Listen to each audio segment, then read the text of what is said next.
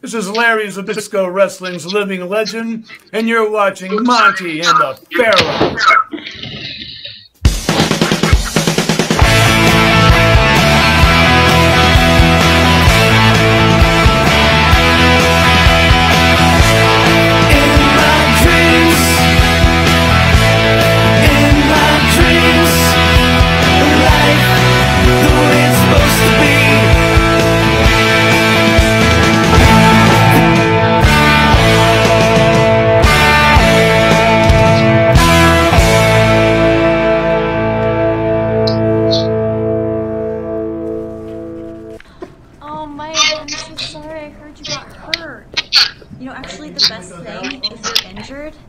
To grow up and be a man. Come on.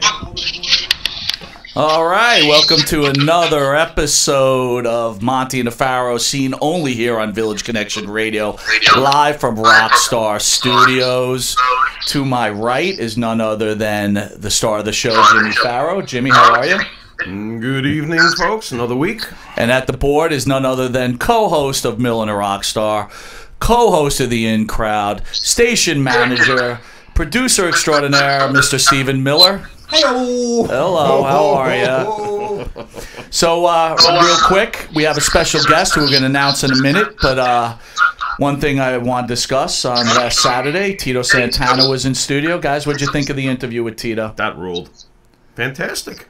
I thought that both of you, if I can just chime in for Absolutely. a second, I thought that both Monte and the Pharaoh was your finest hour. Oh, well, another fine hour. Thank you. Wow. We resemble that remark. Thank you. That is very nice. I got to tell you, we were talking outside before the start of the show, and Tito, we were a little worried, Tito would be a little drawn back, but Tito was quite open and made it clear that he wants to come back in studio. And real quick, for fans out there, not only do we have a great guest on tonight, next Thursday, we got a little feedback, it's okay. Next Thursday, we've got Coco Beware in studio. We'll be promoting 350 Days, coming out on DVD with our associate producer on every Sunday, Mr. Evan Ginsberg. And some special stuff with Coco. And then on that Friday, we've got the genius Lanny Poffo in. And then that Saturday, we have Stan the Lariat Hansen. And now recently announced, right after Stan, we've got J.J. Dillon, the manager of the Four Horsemen. Wow. And then after that, we have the natural Butch Reed. But all pair in comparison to the iconic guest we have today. That's right. Mr. Gary Michael Capetta. Gary, thanks for joining us. Yeah, Tito and I have... here's a trivia question, guys. What do Tito Santana and GMC have in common? What's that? Well, it's a trivia question, so I guess you want us to answer that question, right, Gary? What, you know the answer? Of course I know the answer. What? You both like Taco Bell. What? Well, I do, but we're both Spanish teachers. Oh, that's right. Okay. That is right. That is great. In Jersey, yes. Wait. Okay. Okay. I'm sorry. Well, I can tell you were paying attention in Spanish class. That's Gary, good. that's from 2 years of Spanish, so you can tell how well I didn't do in that class. Anyway. That's because GMC was not your teacher. That's why. Yeah, probably. Gary, let me ask you a question. Do you find it... you're not teaching anymore, are you? No. I retired 3-4 years ago. Hey, Gary, I hate to interrupt. Can you do us a favor? Can you turn down your radio? I think we're getting some feedback here, perhaps. I don't have a radio on. Oh, okay. So it's not that. Well, at least all I have is my Skype. Okay. Good. Fair enough. So, Gary, when did you retire from teaching? I don't know. It was 3 or 4 years, probably 4 years ago now. Yeah, I retired a little early. I didn't teach in the public system, so most teachers hung on until they were of the age to get like Medicare. Right. But I just bailed out a little earlier. I loved it, not for any reason other than it was enough. But you got a pension, everything else, right? Yeah.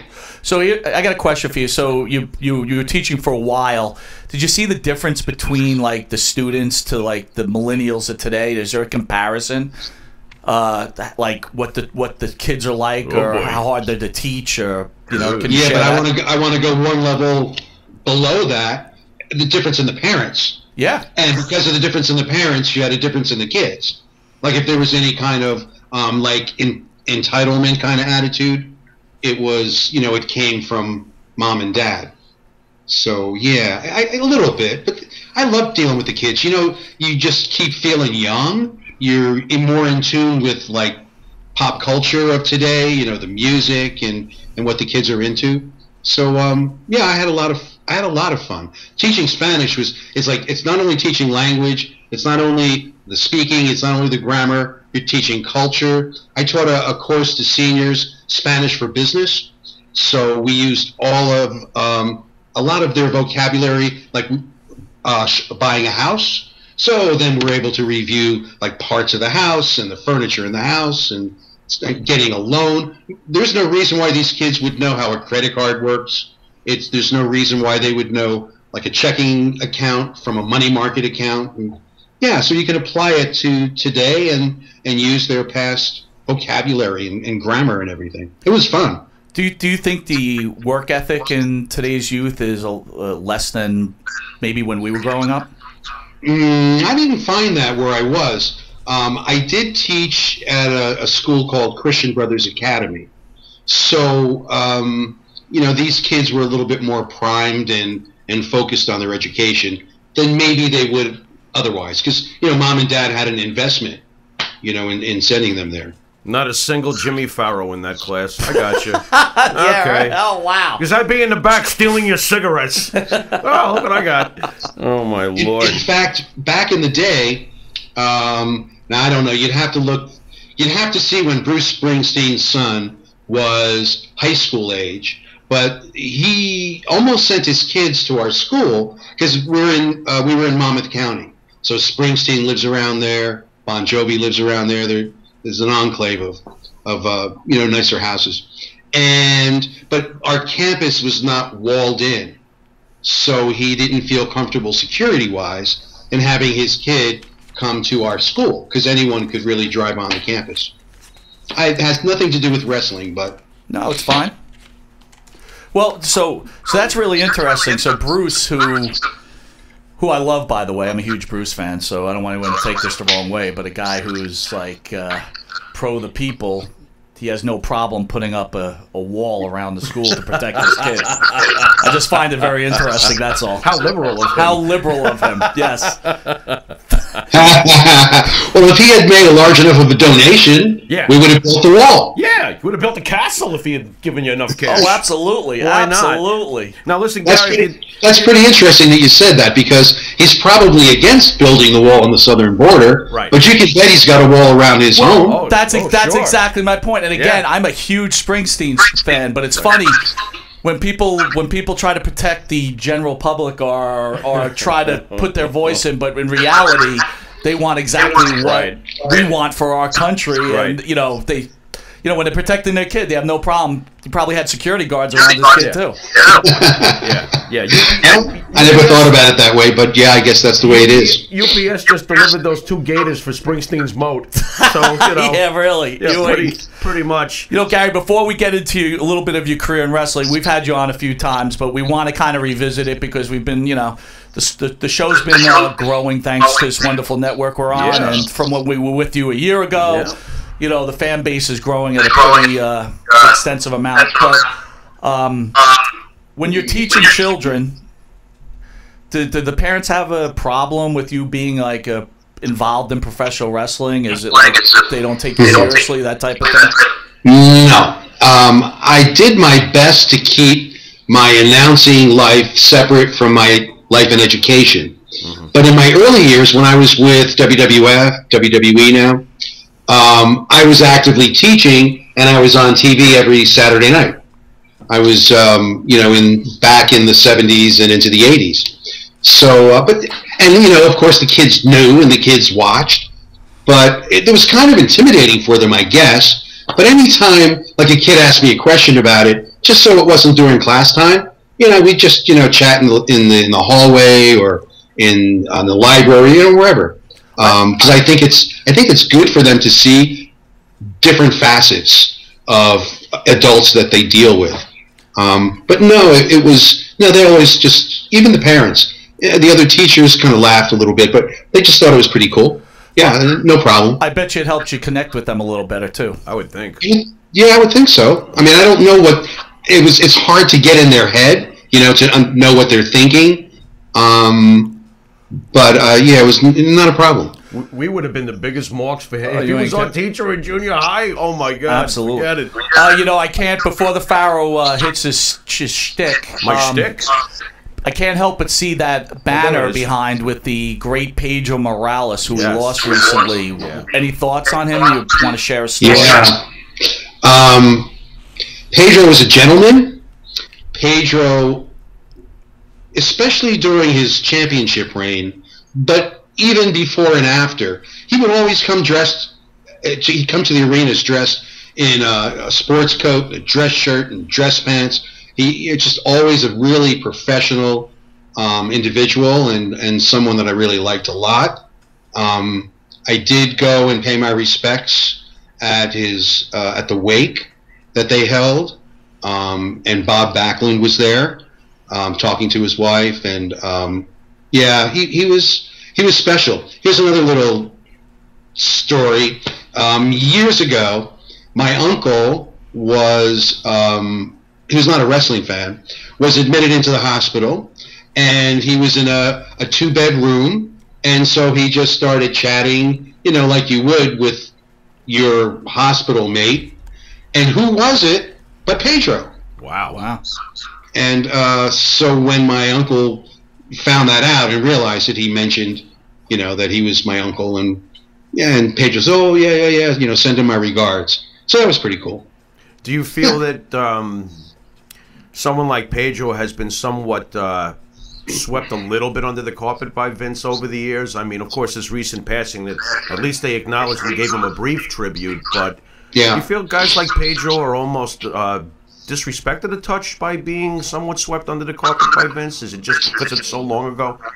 I think, if Vince has been asked who would be on his Mount Rushmore, which wrestlers, and he would not include Bruno.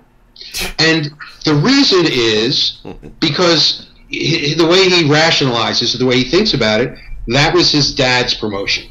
Okay. So starting in '85 and forward is, who he created, who he put out there, who he promoted.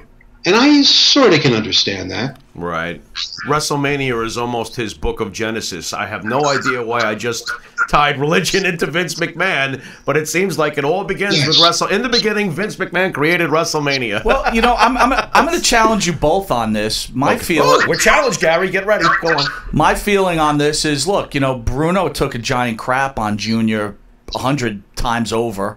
Superstar Graham, the same thing. Okay. At what point do you just say, okay, you want to keep stepping all over me? I'm just not going to recognize you anymore. Well, you're not disagreeing with me because I didn't say I agreed with Vinny. Okay. I just said this is how he looks at it. Right. I would say that the chances of Vinny's success would be greatly reduced if he didn't receive a promotion that was so strong and built on the backs of Bruno and Superstar Billy Graham and Pedro Morales and so forth. Right. So that's another way to look at it. It's interesting you say that too. So every wrestler, a famous wrestler, comes through here.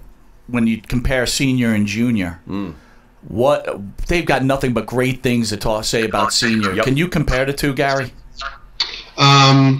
Let's reference the time frame. The time frame. Vinny was in his 30s, so we're talking a long time ago. Yeah. Senior was he was a gentleman, but he had his dirty deeds done. He just had other people do them for him. He had Bruno Sammartino blackballed when Bruno didn't agree to do certain things before he became champion. It's just that Vinny, at least where the McMahon Jr. stands, because he doesn't need anyone, or he's never used anyone. Well, I shouldn't say that. He's out there. He's in your face. You know who he is. There was once when I asked Senior for a raise.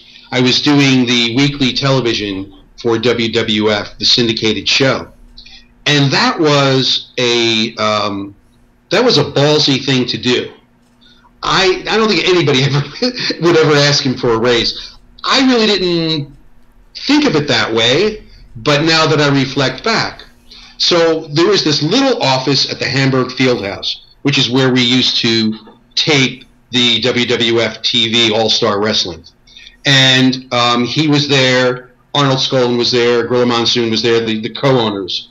And first I had asked Junior, who was the commentator, about getting a raise. And he just said, I don't deal with that, you have to talk to my father. That was one of 3 times in 11 years that he talked to me. But nevertheless, I go in and I say to Senior, now I think I was probably making 40 bucks, and for those nights, and we were taping 3 weeks of wrestling. Wow. So I went in and I probably, it may have been 60 bucks. And I asked for either 75 bucks or 100. Now, if you put those in inflation dollars, it's not as bad as it sounds now. So I was prepared to justify why I deserve this. And any kind of response he had, I was ready, except for what he actually said to me, which was, I'm sorry, I can't do that because I can't afford it. It's like, what the hell do you say to that? At that time, he was a millionaire. You know, it's like, what do you say to that? Now, remember, I was a kid. You know, I was like, you know, I was really young in my early to mid 20s. So I said nothing. But here's the important part of the story. At the end of the night, I got the raise. There was that extra money in the envelope, and it was there every week thereafter, every taping thereafter. And I think the bottom line is that he just, and this was, and I understand that things haven't changed that much with the McMahon family, they could never tell you, good job. Unless you're one of their superstars, they always would want to control you. Right. So by telling you, wow, that, you know, you had a good night tonight, Gar, that may give you the idea that you're worth more. Right. So they always wanted to keep you a little tentative, a little, you know, on edge. Right. But I did. I got the money, so I guess he thought I deserved it. Yeah. But he just couldn't tell me. Right. Interesting. Now, Gary, for our new fans, I want to fill in some of your background, of course. From 74 to 83, you were the ring announcer for WWF. This is where we became familiar with you, watching you on All-Star Wrestling. Can I ask how this happened? How did you break into Vince's company? Yeah, I was writing for a magazine, and I was at ringside, and they didn't have an announcer, and I volunteered. I had no intention of I've never had a communication or public speaking class. I've never had any formal education. Some of my detractors would say, "Oh, that's the problem." But anyway, you know, because not everybody's, you know, into GMC's style. But that was it, and then they liked it, and they said, "Hey, can you come back next week?" And I kept on coming back, and that was.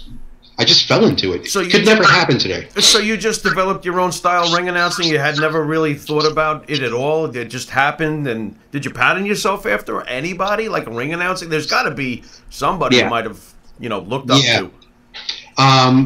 Jimmy Lennon. Oh, great. Out of the Olympic Auditorium in Los Angeles. Yep. For his professionalism and the way he carried himself. And then there was another guy who, years before I was doing WWF TV, he did Capital Wrestling, which was WWF. They had Smiling Sam Mason, who I never got into, and Friendly Bob Freed, who would come up to the Garden once in a while and announce. Okay. And he was kind of like an oafish kind of clumsy kind of guy. He kept on mispronouncing names. But what I liked about him was he was relatable. Because, like, if you're too, like, tuxedoed and separate from the folks, they're not really going to listen to you. They're not. You wouldn't be able to develop a rapport with them. So I like the professionalism of Jimmy Lennon and the relatability of of the other guy. So the combination of the two. Yeah, I mean, anyone who is a performer is in the beginning of their career going to base their performance, whether you're an actor or a musician, on someone that was your hero or that you enjoyed. And influence. But as time went on, you develop your own style. So, Gary, for a wrestling fan, we grew up, watching wrestling and watching you. There's a list. Look, no matter what type of job you do or as an entertainer, you had your position. And we truly feel you're an iconic figure within professional wrestling. There's Joe McHugh, there's yourself, Howard. There's Howard Finkel. Mm-hmm. Where, in Gary Michael Capetta's mind, do you rank as the greater ring announcers in professional wrestling? Have you ever thought to rank yourself? How egotistical? Yeah, no, I don't think that way. And I don't really think it matters if I had an opinion. What matters is what the fans think. Right. For some fans, Howard, is their cup of tea. For some fans, I am. For some fans, David Penzer is. It just Mike McGurk. You can go back. Right. It's a personal taste, and right. No, I don't think that way. And when I'm at WrestleCon next week, and people come up and they start expressing things like that, it makes me a little uncomfortable. Sure. Just because I don't look at it that way. Sure. I was just doing my job. I still believe that you have the most well-rounded resume of the bunch, just because of all the different companies you got to work with. And on that subject, Mike, how about WWE, AWA, WCW? You know the man's resume. Any thoughts, Mikey? So, Gary, you worked for the top 3 promotions in professional wrestling. You've worked with Vern Gagne, Eric Bischoff, Vince Sr., Vince Jr. Can you kind of describe the difference between these also iconic promoters? Yeah. And if someone were to say, "Hey, Gary, would you describe your style?" I'd have to say, what decade? Because it wasn't the same over the 40 years. It was a lot drier when I started, and then when I worked on ESPN with the AWA, Vern wanted me to, his words, pep it up. And I didn't like that style, but I did what he asked me to do. And then when I went to the NWA and WCW, I drew it back a bit, but not back as far as when I had started. And just if I were to evaluate myself during the NWA, WCW years, that's the style of what I did that I liked the best. Very different. By the time I left WWE, Hulkamania was running wild, and the guys were, they were working very light. Like I already described to you how the McMahons dealt with people, so it was pretty much hands off and keeping you guessing. Yet, because it was a regional organization, there was more notoriety, like on the street, because even though, for instance, in New York, the WWF TV show that I was on Channel 9 WOR at midnight after racing at Roosevelt, if you remember. Mm-hmm. So that was that was it, like midnight on Saturday. Right. And that was such a strong program that people would recognize me on the street for the few seconds, an hour that I was on. Mm-hmm. That was amazing. AWA, I didn't work day in and day out with that promotion. I worked their ESPN show until he moved to Vegas. Then I went out and did some pay-per-views for him. I did Super Clash 3 and Wrestle Rock. Vern was, he reminded me of a backslapping politician. He was always very, very nice to me, always treated me well. I had no problem with him. When you get to NWA, I was coming from a really lighter style of working, and when I saw the Horsemen and the Midnight Express and the Rock and Roll Express and the Road Warriors, it's like that was kick-ass. I had never seen anything like that before. Right. It was like this was like street fighting. If I can, Gary, if I can backtrack a little bit to the AWA. What type of businessman, I know you've somewhat described Vern, but do you think he was a good businessman? He made a lot of mistakes when you really look back on it. Any thoughts on some of the things he may have done wrong? Or? Well, yeah, but you can't you can't negate the fact that he had decades and decades of success when he didn't have competition. Now, that's the important part. But he didn't know how to compete because he never had to compete before. So he was detached. One of the lines from my my book, Body Slams, that gets quoted is that Vern loved the past because he continued to live in it. And, that was just who he was, and he couldn't adapt. And then when I went to WCW, it was just very corporate. And I spent as little time as I could get away with in the offices. I just loved being on the road and doing the house shows, and then dealing with the TVs when they happened. And it seems like when you worked at NWA, WCW, you really enjoyed the wrestling. So we have an ongoing battle here with the Evan Ginsberg show, who's on every Sunday from 11 to 1. Miller. The most eclectic show on the air. There you go. That's right. He's the associate producer of The Wrestler, and he's also the associate producer of 350 Days, which comes out on DVD, I think this Tuesday, and then we'll be promoting it on Thursday. Gary, Steamboat Flair, Steamboat Savage. Which was the better match? I'm not familiar. I never saw the Savage match. I remember that. Really? I remember him saying that. Gary, you still haven't watched it. All right, we're gonna have to send him. We're gonna have to send him a link because Gary needs to watch it. Be careful with you guys because I've spoken to you so much. Yes. That I can't change my stories. No. But we must have you watch this so you can get annoyed as me at the George the Animal Steel run-in. Your good buddy George the Animal Steel. Why would you have not watched that match at this point? There's no reason. I mean, it's not on purpose. But here's a theory. Okay. Go ahead. My guess is that if I watched it, is that I would like this. I would prefer the Steamboat Flair because that was a series of 3 matches. Yes. So we're talking consistency. Right. And I announced all 3 between clashes and pay-per-views. It was Nashville, New Orleans, and Chicago, I think. And that was the highlight package of matches for me to introduce in the early 90s. Back in the 80s, it would have been the Bruno Sammartino superstar Billy Graham when Bruno came back for the belt. Okay. There were, once again, there was a series of 3 matches in Philadelphia, sold out 3 months in a row, 19,500 people at the Spectrum. So those are the 2. Whenever anyone says, "What's your favorite match, Gare?" Well, from the, I don't know, tens of thousands that I've introduced, I don't remember each one, but those 2 series stick out. So my guess is that even if I watch a Savage match, I probably would still pick the Flair. So, so here's a question: you go from something like a San Martino Hansen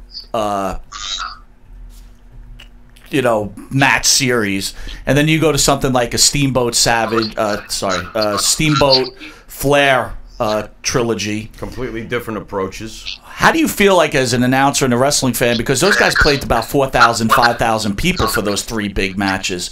Coming out of the Spectrum, where you're saying you're seeing 19,500 or 23,000 at Madison Square Garden, are you like, why does that happen? What were the draws for those 3 matches? I'm not sure that I understand the question. And you're in and out as far as what I can hear you saying. So all right, okay. Can you hear me now? I can hear you. Okay, so I guess my point is Steamboat Flair played to a small audience of 5,000 and 4,000 people. Oh no! Played to millions. Those are all broadcasted. Right. I'm talking live audience. Okay. Ooh. Okay. Yeah. Gary, what was the draw for those 3 matches, please?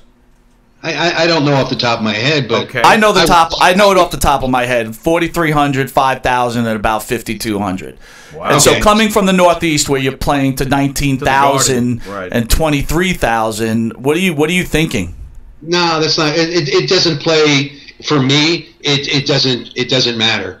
I was really into introducing those Steamboat Flair matches. Remember the one in Nashville where they had the judges, Terry Funk and Pat O'Connor and Lou Thez? Yeah. I mean, as a wrestling fan, that's what really counts. Where my extra enthusiasm and understanding the importance of what I was doing. That's what counted, whether there was 30 people in the audience or 3,000 or 30,000. Fair enough. I got to bring it up because Mike actually had me watch it. Any thoughts on Wrestle Rock from the AWA days, that particular pay-per-view? Wow. Wrestle Rock was ill-conceived. It was a hot mess. Rock and wrestling. We'll get Vince now. Because the Rock act wasn't even a rock and roll act. It was, I forget who it was, but it was a country singer. Yeah. Okay. Right? Okay. Yeah.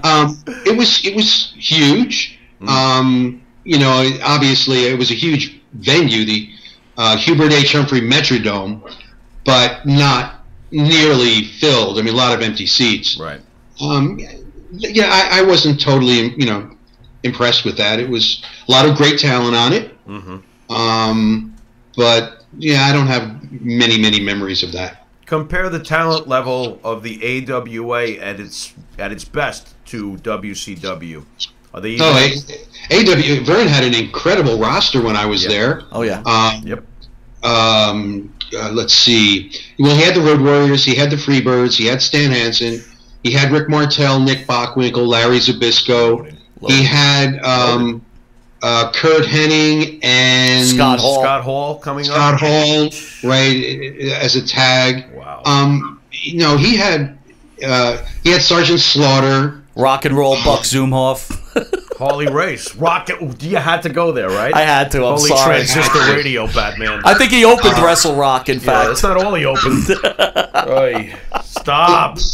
If I remember correctly, the two pay-per-views that they announced for him, they were combination promotions. I think there were, for instance, Kerry Von Erich and Jerry Lawler headlined Super Clash 3.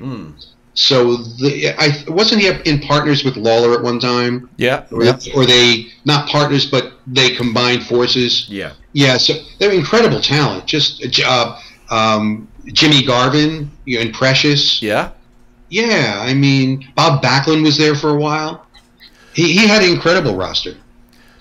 So what do you think the issue was with such a roster like that? He couldn't compete. He Just couldn't couldn't adapt to the new times. Yeah. Right. The promotion wasn't there, right? Right. Right. Exactly. Gary, at one point after AWA, you get to WCW. How did this come about, getting into WCW? Oh, I was, once again, except this was knowingly, I was not being a good soldier. Because I was not under contract with anyone at the time. And so I was doing Boston, New Haven, Philly, Baltimore, Meadowlands for like the NWA. And then I wound up doing a pay-per-view for the AWA. So I'm in the car with the promoter for New Haven, and we're driving up to New Haven from New York. And he says, Gary, I have a message for you from Jim Hurd.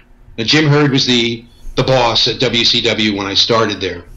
And but remember, I wasn't under contract. And he said, he saw the AWA pay-per-view, and he doesn't like that you're announcing our shows and you're announcing the AWA pay-per-view. He said, so he wants you to stop. And I said, really? I said to him, well, first off, I don't know why he's sending a message through you. He has my phone number and he can call me. Second, I'm not under contract with WCW. And if he thinks that I'm going to sit home on a weekend when I have a really nice payday and I'm not being guaranteed anything by WCW, he's out of his mind. So you tell him, if he wants me to stop announcing AWA shows, to put me under contract. Otherwise, I'll announce wherever the hell I want. And that's when he put me under contract. Wow. You're like a regular Johnny Sack from The Sopranos. No one messes with you. He Isn't that amazing? Because I'm really, like a really mild-mannered guy. But when it comes to business, there's right and there's wrong. Right. Good. Works for Now, me. of course, he could have said to me, okay, screw you. And all I would have had was the AWA, and then it would have, my career would have just fizzled at that point. So at what point does Bischoff come in and basically ruin everything? being the jackhammer that he is? Well, they needed an announcer. They needed a commentator. And in fact, Jim Hurd, once again, came to the ring announcers, Tony Gillum and myself, and said, look, I'm going to be filling a slot for a commentator. If you guys would like to try out, you can be, first in line. And I knew that I would not be a good commentator. I had experience with the old Savoldi's up in New England, and they gave me, an opportunity to try it out. And I also know the politics of wrestling, so I knew that I was a decent ring announcer. I enjoyed what I was doing, and I said, thank you, but no thank you. Not interested in trying out. Because if I were to try out, that would send the message to the commentators that GMC is interested in your job. Right. And politically, that's just not a smart place to put yourself, especially since I didn't think I would be any good at it. Right. And I enjoyed what I was doing. So, and then they hired Eric. So that's how Eric came on board and joined WCW. Okay. Any truth that you were supposedly going to become a lead announcer for ECW? Any truth to that? Oh, yeah. ECW? Yeah. Yeah. Yeah. ECW. Yeah. When word was out that I wasn't going to be renewing my contract with WCW, so this would have been the spring of 95. Paul Heyman called me, and he wanted to bring me in, and he was having some kind of a conflict with his announcer, with Joey Styles. And I said to him, Paul, I said, I first off, like I wouldn't be good at doing it. Second off, the fans of ECW, from what I understand, so I haven't seen your product, but from what I understand, they really love Joey Styles. Yeah. So, like, me coming from WCW, I don't think that works. Right. I think the fans would reject me. Right. And I don't think I would be able to successfully communicate what you would want me to communicate. They wouldn't believe me. They wouldn't listen to me. And the other thing is from what I've heard of your product, I want nothing to do with it. Now, that was an ignorant statement for me to make, because I actually had never seen the show. But I had heard, these crazy using ironing boards and tables and jumping from balconies, and it's just not something I wanted to witness, even, never mind be involved with. So, then he called me a couple more times to encourage me. And I said to him, there's only one way that I think it could work. And that is if you kept Joey Styles as the play-by-play guy, and I came in as the color commentator, as an anti-ECW guy. A guy who's, because what I'm known for is tradition. So, in commentary, dumping on ECW. Right. Being a heel announcer, in other words. Right. Even though I'm speaking from my heart, and I'm, speaking as I would about, what I think is good wrestling. Right. Right. And he didn't like that idea. He just, obviously they mended fences, and Joey continued. Yeah. It had something to do with Paul wanting Joey in Philadelphia to do some kind of maybe promos, like in the course of a week, and Joey couldn't do it, and I don't know. Either that or Heyman stiffed him 50 times and haven't paid him, right? Yeah, like I have no first-hand knowledge of that. So yeah, I mean, the overture was made, but I think it's probably really good for me, Joey, and ECW that he continued. Right. His commentating. I think you might have been right anyway, as far as WCW was always the #1 target of wrath when it came to the ECW fans. More than Vince, they absolutely hated WCW, so I think your idea would have been correct. You'd have to come in as an antagonist, otherwise they would have killed you. Right. So I think you're right. Yeah, they would have dumped all over me. Yeah. Gary, this is the time of year, of course, when we start hearing the nominations for Vince's Hall of Fame. What are your thoughts on the WWE Hall of Fame? Do you think that it has any validity even without a building? What does this time of year make you feel like when you hear the names that are going in? Well, those are two different questions. Yeah. Because I would never say that the wrestlers who are inducted are not worthy of being acknowledged. I just put little credence in how those determinations are made each year, because there's no input from journalists like yourself. There's no input from fans. There's no input from statistics. It's just it's like booking a wrestling show as to who they decide they're going to induct that particular year. Once again, not to say that the wrestlers that are inducted aren't worthy of being recognized. I'm actually going to be inducted into my second Hall of Fame in June. Okay. There are more halls of fame than just the WWE. Can I ask which one? Yeah, the New England Hall of Fame. Congratulations, Gary. Congrats. Congratulations. Beautiful. Thank you. And in a way, and I don't. First off, I would never be asked, because once again, I'm not Vince's guy. I'm his dad's guy, and he doesn't like me anyway. So, but but if I was ever asked, I don't know what I would say. Maybe I would say something like, why don't we settle up with the money that you owe me for all of my performances that you have on the WWE network, and then we'll start at base zero. Gary, how much do you think he owes you, dollars and cents? Tell him if Vince McMahon has to cut you I a have check. no I know idea. you're going to say nothing. I know you are, but I mean, if he had to cut you a check now, come on, how much? What are we talking here? I had sued him back in the day. Okay. I think I was probably the first one that did. This was back in the early 90s. See, you thought you got all the dirt out of me. No.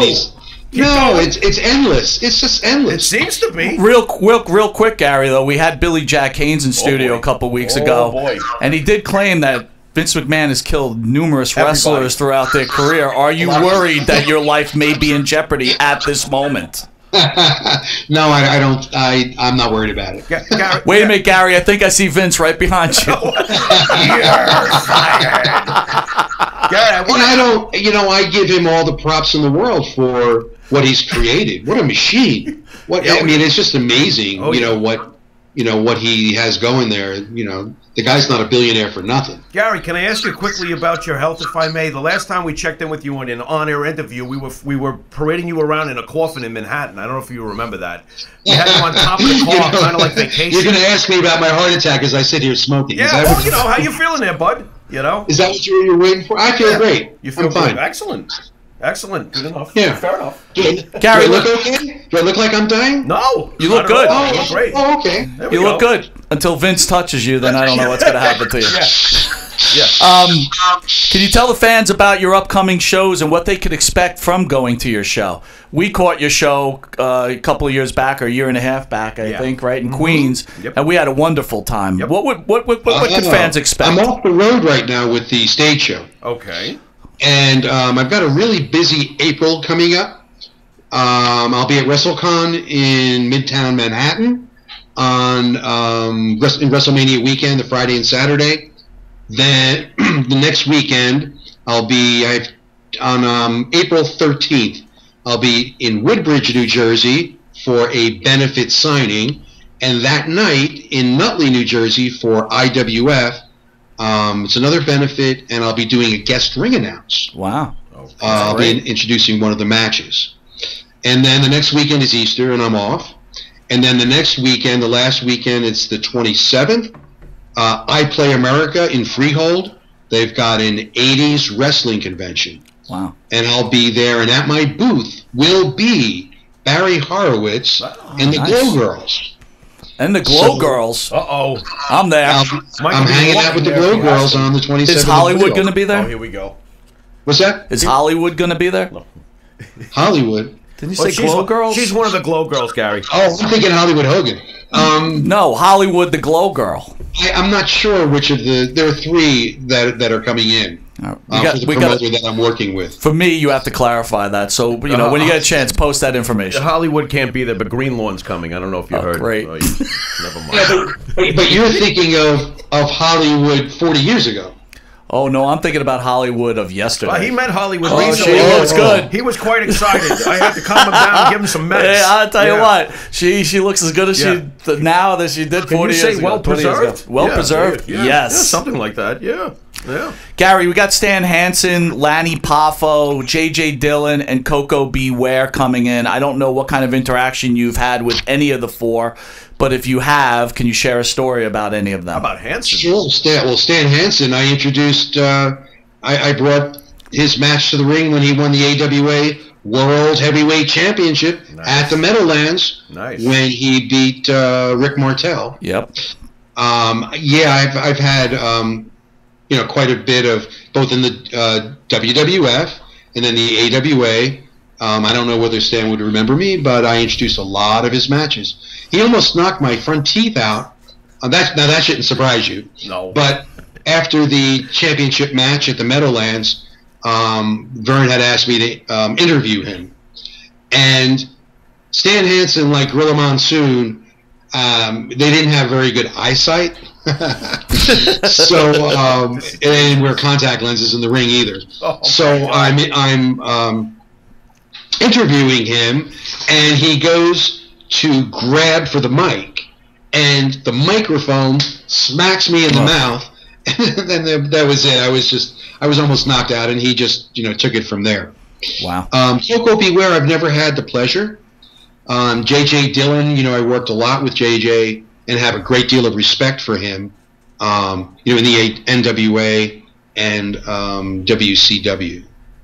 And Lanny Poffo, I think I've never had the pleasure also. Really? Because our, remember I left WWF around, between WrestleMania 1 and 2. So it was prior to him coming in. And I don't think his brother came into WCW when I was there, but I don't think Lanny did. It's very difficult for me to keep track of who I've introduced over the years. Right. A lot of times, like, I'll introduce myself to someone, and they'll say, well, don't you remember that? And sometimes, like, I remember Bill DeMott. Bill DeMott, I did a seminar down at the Monster Factory. He also was there, to talk about other topics. And I introduced myself to him, and he said, Gary, don't you remember me? And I said to him, honest, I'm sorry, but he said, Johnny Roz's professional wrestling school. He said, I trained there, and I forget what his name was. Oh, William, Sweet William. I'm Sweet William from Johnny Roz's school. Because when I was in between full-time promotions, I came in and I introduced Johnny's monthly shows. So I don't even know half the people that, they changed their names, they changed their looks. It's, 20 years later. And, there have been tens of thousands of guys that I've brought to the ring. Gary, I have to ask you, as you said, you were leaving around the time of the first WrestleMania. Were you ever approached about possibly announcing WrestleMania? And do you regret not having a chance to do a WrestleMania? No regrets. Howard Finkel was Vince Jr.'s announcer.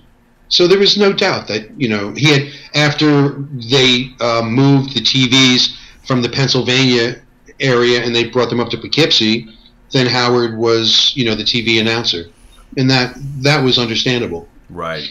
Any thoughts when you did get to ROH later on after working at all these other companies? Thoughts on seeing a young CM Punk, a Daniel Bryan, a Samoa Joe? Did you realize what kind of crop this was? Because you really walked into some crop at this point in time. That was amazing. It was amazing. It was shortly after I had finished with WCW, and I had heard about Ring of Honor, which at the time was a Philadelphia-based promotion. So a buddy of mine and I went in. I had gotten ringside seats, sitting in the third row, and I was blown away by what I saw. It was CM Punk and Bryan Danielson, Samoa Joe, AJ Styles, Cesaro. It was just incredible. And I called the promoter, and I said to him, I told him I was just blown away by what I saw, and I would like to help. I would like to contribute in any way that I can. I don't care if it's on camera. I don't care if it's behind the scenes. But you have something special there.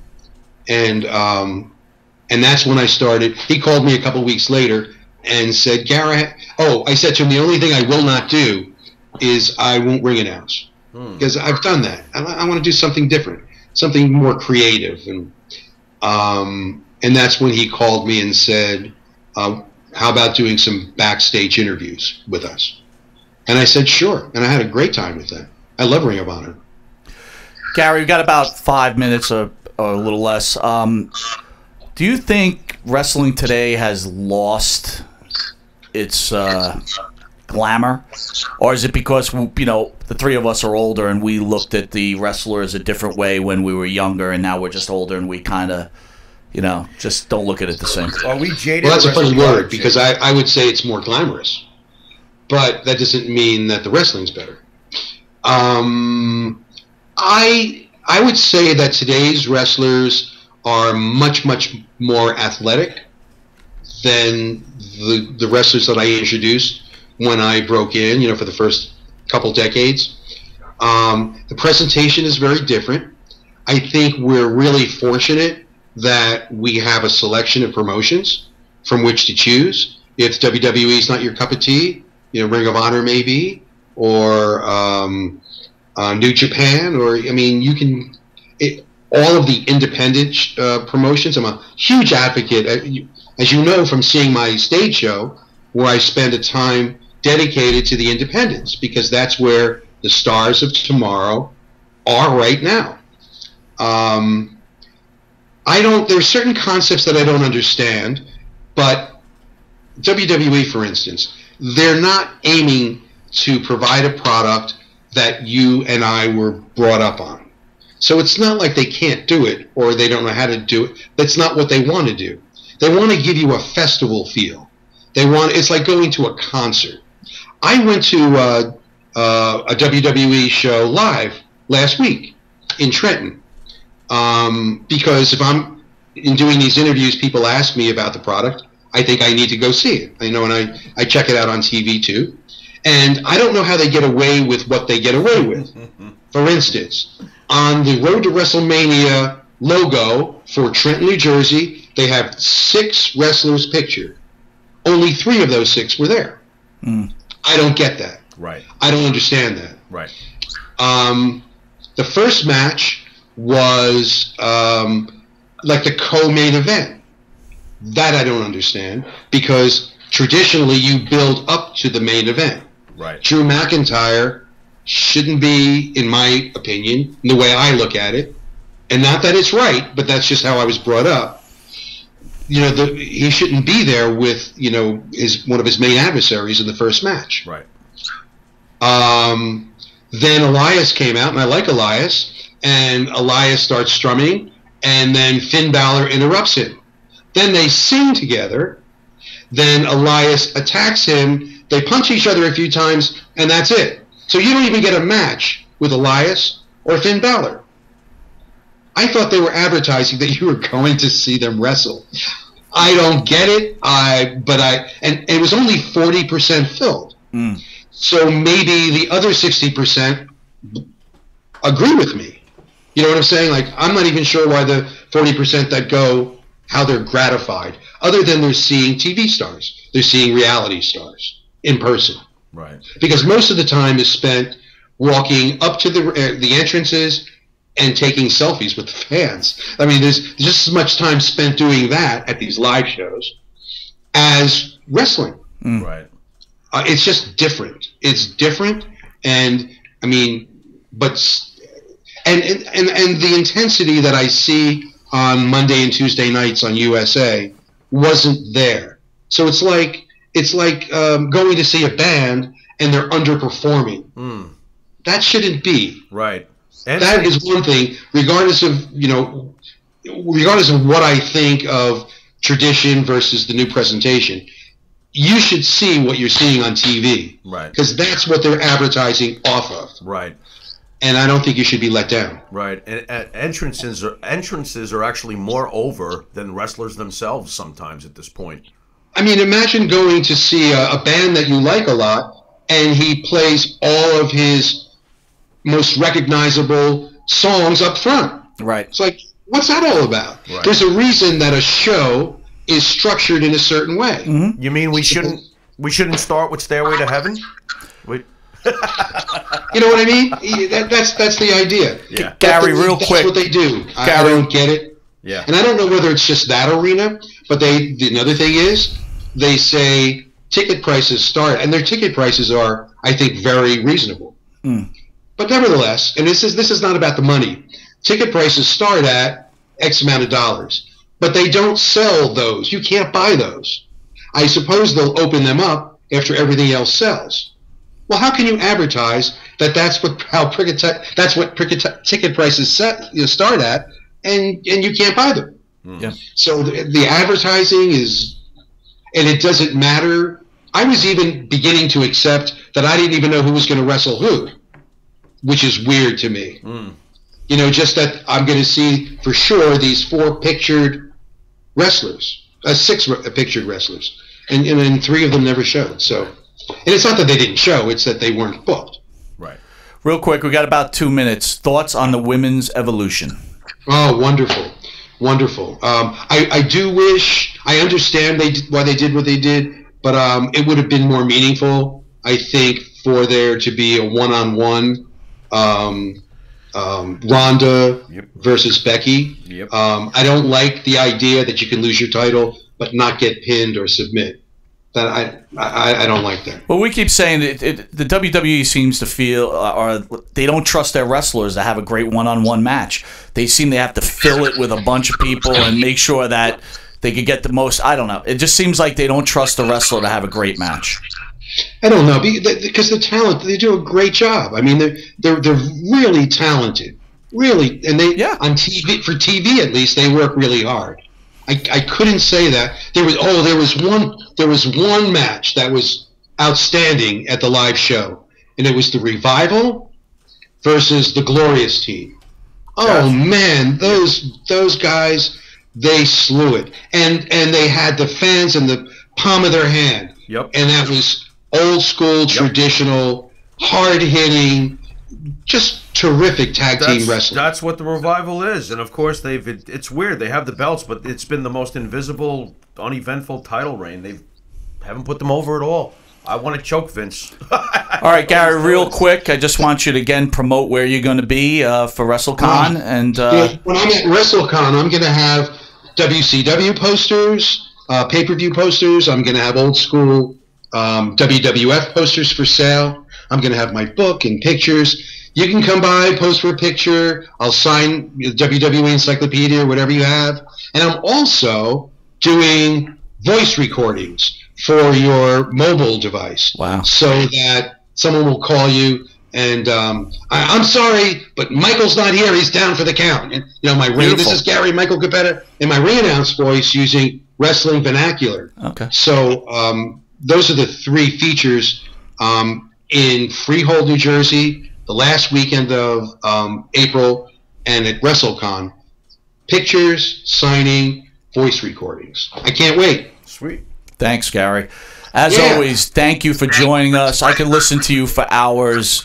Again, I just want to thank you, and don't miss Gary Michael Capetta, a true icon in the pro wrestling world.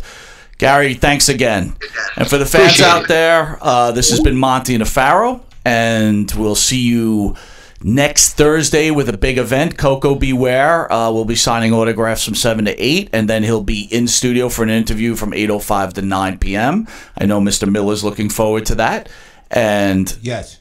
And then we promote the release of 350 Days, which we saw, which is a fantastic documentary. I think Mr. Ginsburg's got a few people lined up. And then Friday, Mr. Miller, myself, and the star of the show, Jimmy Pharaoh, will have the genius Lanny Poffo in studio, and then Saturday's just a whirlwind from Stan Hansen, J.J. Dillon, and a natural Butch Reed. So again, as always, we thank the fans for joining us, and you can only get this type of action here at Village Connection Radio, and we've got the best producer around. Thank you. Certainly. All right. Send us out there, Pharaoh. You've been watching Monte and the Pharaoh. Until next week, later.